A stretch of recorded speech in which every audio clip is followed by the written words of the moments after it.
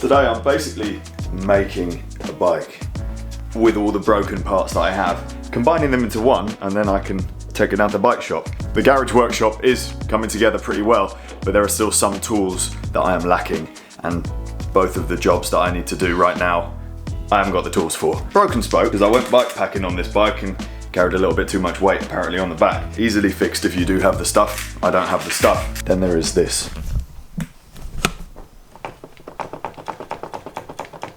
I actually can change the BB without tools, but probably shouldn't. You should use a proper press. So that's the plan. Get all of the broken parts on this bike as a present for Nick, and then carefully ride it down the hill to the shop.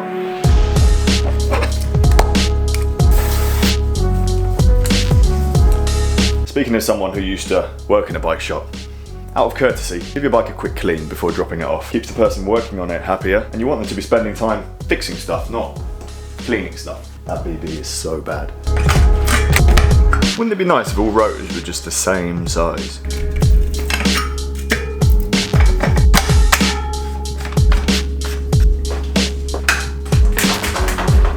This is going to be an interesting ride. Looks cool with black tyres though. Never seen this bike with black tyres. Nice. Here's a genuine question to you guys, and some of you who may have experimented with different mountain bike tyres in the past. If you are racing cross-country marathons and that kind of thing, is it worth using hard skin versions of the same tyre? Because I imagine compared to road, where there is definite marginal gains to be had and you can feel the difference in tyres very easily, if it's a big knobbly tyre like on a mountain bike, is there really that much difference between a hard skin and a regular light tyre? Surely, because there's so much flex in the frame and everything, and the whole thing weighs a lot more, that you probably wouldn't notice a difference. And I would bet you'd lose more time puncturing in a race and having to faff around with tubeless at the side of the road. I'd be interested to hear your thoughts. The Erta needs a tyre change anyway, so I might experiment with those and I'll let you know what I find.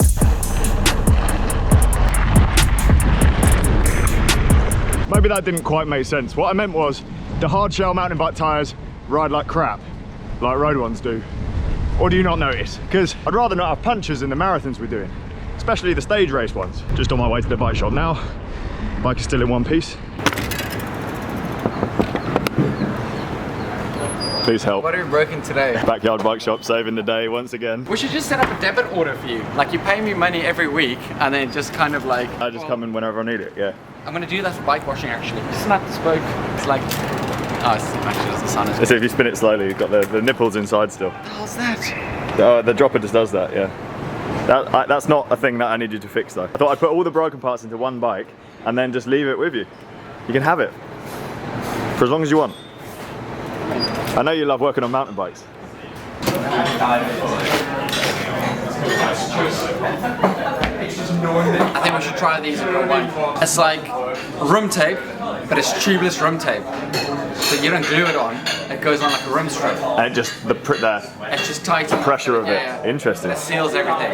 It just means that if you break another spoke, or you're out somewhere, you don't have to redo your whole tubeless in terms of retaping it. We just pop it off, get in, put it back on.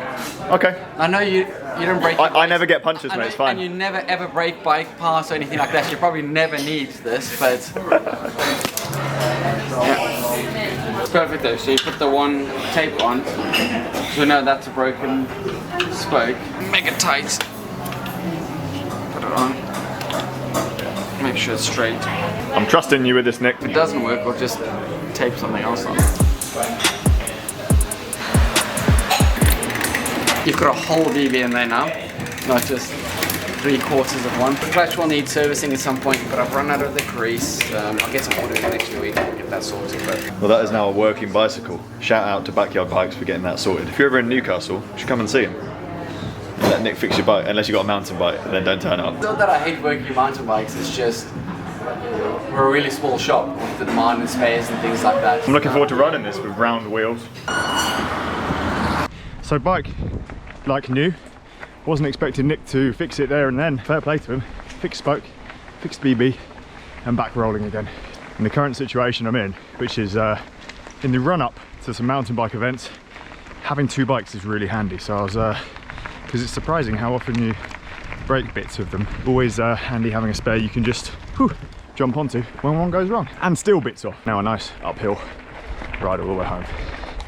Legs are feeling completely smashed, and not because I've been doing much riding at all. It's actually because I've been lifting a lot of very heavy objects upstairs recently, and I'll show you when we get back what I've been doing. Turbo room has had a revamp and it's looking pretty cool. God, it's the hottest day in the world.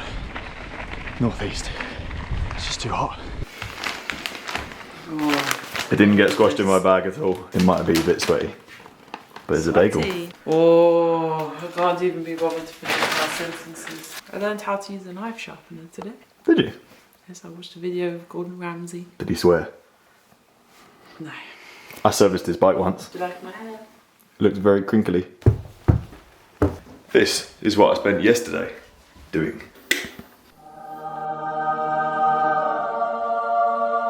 This floor has been an absolute mess. Basically, I had some cheap foam tiles down that I got from Amazon, and they were okay for a bit, but as soon as you put a heavy weight on them, like a turbo trainer, they deform and they just started getting cracks in them, and after about 20 sessions they were really worse for wear. The space wasn't getting used, so I ripped everything out and put these in. Ignore those.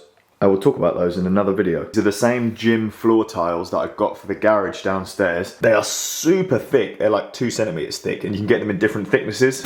Massively heavy. Don't deform when there's gym equipment or anything on them. So I put them in here. And there's a surprising amount of them to be able to cover the whole floor in here. I had to get them all upstairs running and then like Stanley knife them into size. I've laid them like bricks, which is the same thing that the builder did downstairs in the garage, which is a brilliant idea because it means you don't have to stick them down for them to not move around. Because if you just laid them all like tiles, there's potential that they could slip. Put a bike on the wall too, actually. Space for 2 bikes. Neatened everything up, got a bit of storage here for like water bottles and stuff and things you'll need during a session. They are just cheap IKEA units, but they look all right. And yeah, this is a much nicer room. I'll put a link to these gym floor things down below if anyone wants to have a look at them. They're obviously more expensive than the Amazon ones, but depending on the thickness, they're not too badly priced. I went for the really thick ones, which in this room, I think was a bit unnecessary. And the price comes down a lot as you go thinner. Oh, that is a bright light. That marks the end of today's video. It's been a quiet couple of weeks for me since we got back from London. I've just been chilling, sorting stuff out, doing things in the garage which I haven't been filming because it just takes so long. I'm feeling a bit more organised now. So next week, I've had the idea of bikepacking to Edinburgh.